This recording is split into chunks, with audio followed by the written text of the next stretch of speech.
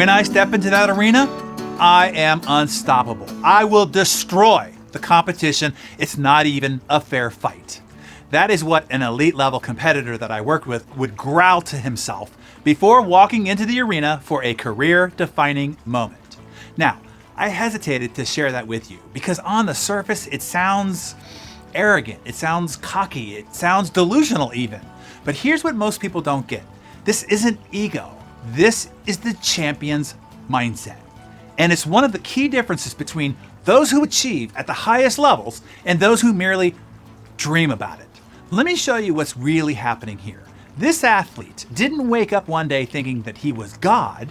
He built that belief through years of work when nobody was watching, through pain that would break most people, through relentless reps, ruthless focus, and crystal clear visualization. So no, he wasn't being arrogant. He was flipping the internal switch to win. And let me ask you, have you ever had a moment like that where you felt untouchable, locked in, unstoppable? Maybe during a big presentation, or closing the deal that nobody thought you'd land, or making the call that changed everything. Ultra successful people don't wait for those moments. They engineer them. And after decades of working with world-class athletes, billion-dollar founders, and top operators, I've identified 5 mindsets that they share. The ones that create consistent, undeniable performance. And no, it's not just work hard and believe in yourself. Spare me. So let's dive in. You ready? Mindset number 1, inevitable success. The ultra successful don't just hope that they'll succeed. They see their success as a foregone conclusion. I remember sitting with Reed Hastings, the co-founder of Netflix, back when they were still shipping DVDs in red envelopes. He said, I had no idea how we'd beat Blockbuster, but I knew that they were already dead. They just didn't know it yet. That's not arrogance, that's conviction, backed by obsession. He wasn't guessing, he'd already outworked the future before anybody else saw it coming. Mindset number 2, productive delusion. This one might surprise you. The ultra successful maintain what I call a productive delusion. They deliberately see themselves as better than they currently are, but not to feed their ego, to pull themselves up to that self-image. Michael Phelps' coach, Bob Bauman, revealed Michael would visualize himself not just winning, but breaking world records, records that seemed impossible at the time. End quote. Those delusional expectations became the standard that he trained himself to meet. Is it delusional? Maybe, but it is deliberate because that impossible vision pulls them harder than current reality ever could. Mindset number 3, competition with your previous self. Most people obsess over their competition. The ultra successful don't even care about their competition. Jeff Bezos said it best. He said, I don't think about competitors. I focus on improving so much that they can't keep up.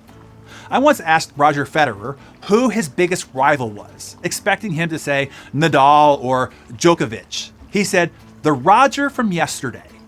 That's it. Outperform who you were yesterday. Repeat that until you're legendary. Mindset number 4, selective amnesia. The ultra successful have mastered something fascinating. They remember victories just long enough to build confidence and remember failures just long enough to extract lessons. And then they deliberately forget both. Tom Brady, 7-time Super Bowl champion, explained when he was still playing, I don't think about the last game we won, and I don't think about the last game we lost. I think about the next game, and that's all that matters. A hedge fund client of mine lost $30 million on Monday and then made $50 million on Tuesday. How? A mental reset. Every night. Learn, erase, reload. Hanging on to wins makes you lazy. Hanging on to losses makes you scared. Let go of both. Mindset number 5, pressure as privilege. Most people avoid pressure. The ultra successful chase it. Why? Because pressure means you're in the room where it matters. Billie Jean King said, pressure is a privilege and it only comes to those who earn it. A Navy SEAL commander that I worked with put it this way, I don't handle pressure, I seek it out. I trained for years to earn the right to be in high pressure situations. When others feel pressure, I feel purpose. Pressure isn't a problem, it's a signal that you've arrived. Now look, these mindsets, they're not just for pro athletes or billionaire weirdos in Patagonia vests. They work for you too. I've watched parents use them to rebuild families. Entrepreneurs use them to save dying businesses. Executives use them to go from plateaued to unstoppable.